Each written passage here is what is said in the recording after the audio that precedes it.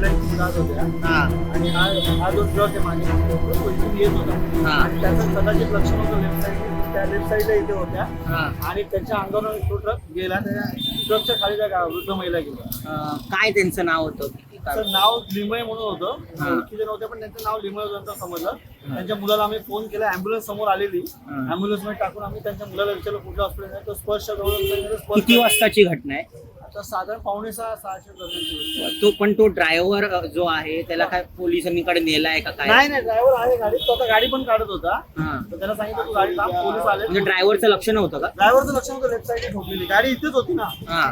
या लेनला गाडी होती ती. ओके ही लेन ड्रायव्हरची लेन थोडी आहे. ओके ही चुकीची लेनला होता तो आणि इथून त्या वृद्ध महिला जात होत्या.